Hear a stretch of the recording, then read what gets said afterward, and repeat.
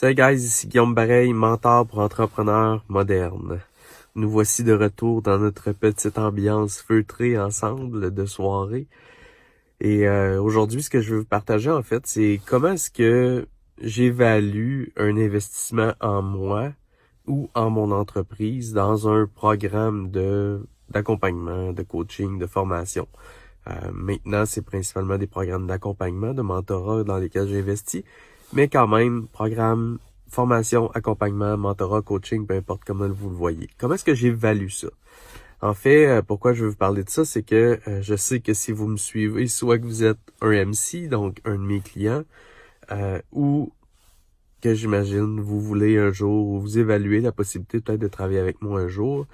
Et c'est une discussion que j'ai régulièrement avec mes clients et avec des prospects. Comment est-ce que je fais pour décider si je devrais faire affaire avec toi, Guillaume? Comment est-ce que je fais pour décider si je devrais investir dans un programme ou un autre?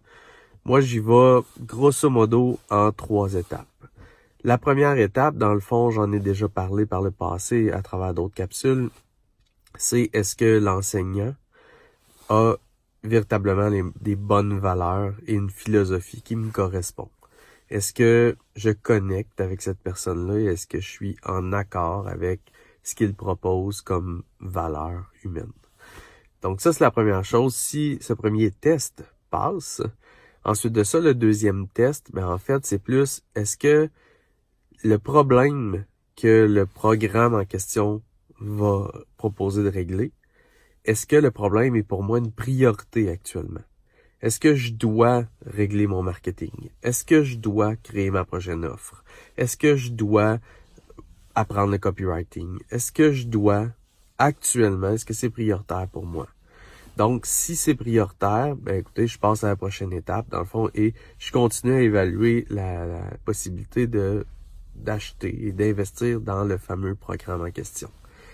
Et la troisième étape, en fait, c'est l'évaluation, si on veut, du retour sur investissement. Donc, le côté financier, honnêtement, maintenant, a peu d'importance. Pas parce que investir plusieurs milliers de dollars dans un programme c'est pas un montant qui est important pour moi. Pour n'importe qui, plusieurs milliers de dollars, c'est un bon montant. Mais je sais maintenant avec le temps qu'il y a toujours un retour sur investissement. Tu sais, l'argent, ça se renouvelle, ça revient. Peu importe les dépenses, je sais pas si vous êtes comme moi, mais d'avoir fait des dépenses un peu niaiseuses de quelques centaines ou quelques milliers de dollars par le passé, on les oublie assez rapidement. Puis on se rend flou, puis notre vie continue. Alors que, des problématiques prioritaires dans notre vie, ils demeurent, et tant qu'on les règle pas, ils demeurent dans notre vie. Et, des compétences et des connaissances et des nouvelles acquisitions de savoir-faire, de savoir-être, ça reste pour toujours. Donc, je sais qu'on a toujours un retour sur investissement. Il y a 3 types de retours sur investissement que je regarde. Il y a le retour sur investissement à court terme. Donc, évidemment, est-ce que financièrement, je vais avoir un retour sur investissement assez rapide? Est-ce que je vais obtenir des résultats assez rapides?